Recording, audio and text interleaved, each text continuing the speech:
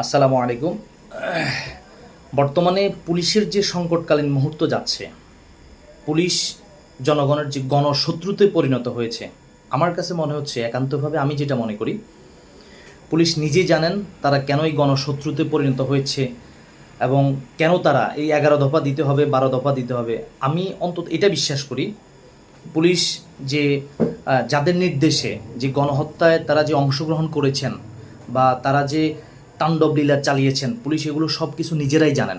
আমার কাছে মনে হচ্ছে যে পুলিশ নিজ উদ্যোগে প্রত্যেকটি থানায়, পুরো বাংলাদেশের প্রত্যেকটি থানায় তারা নিজ উদ্যোগে যে অপরাধগুলো তারা সংগঠিত করেছেন, সে অপরাধের জন্য পুলিশ নিজে বাদী হয়ে মামলা করা শুরু করে দিক। তাহলে অন্তত আর কিছু না হোক, অন্তত অন্তত পুলিশ জনগণের একটু হলো আস্থা অর্জন করতে পারবে। আমি বলবো না যে পুরোপুরি আস্থা পুলিশ অর্জন করতে পারবে, কারণ পুলিশ অনেকটা স্বৈরাচারী আচরণ পুলিশ নিজেরাও করেছেন।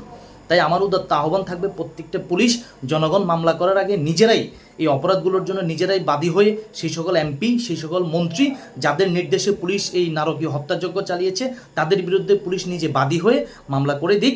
আমার কাছে মনে হচ্ছে পুলিশ কিছুটা হলেও জনগণের কাছাকাছি আসতে পারবে। আমরা চাই না পুলিশের সাথে জনগণের দূরত্ব থাকুক, পুলিশ নিজেরাই এই ব্যাপারে পদক্ষেপ নিক। তবে হ্যাঁ, একটা কথা বলে রাখি, পুলিশের মধ্যেও সেই স্বৈরতান্ত্রিক মনোভাব এবং স্বৈরাচারী মনোভাব অনেক সদস্যের ছিল, যারা আমরা দেখেছি, আমরা এগুলো জানি। কিন্তু আমরা চাই পুলিশ নিজ উদ্যোগে নিজেরা বাদী হয়ে বাংলাদেশের প্রত্যেকটি থানায় যাদের নির্দেশে পুলিশ নারকীয় হত্যাযজ্ঞ চালিয়েছে, পুলিশ নিজেরাই মামলা করুক। সকলকে ধন্যবাদ জানাচ্ছি।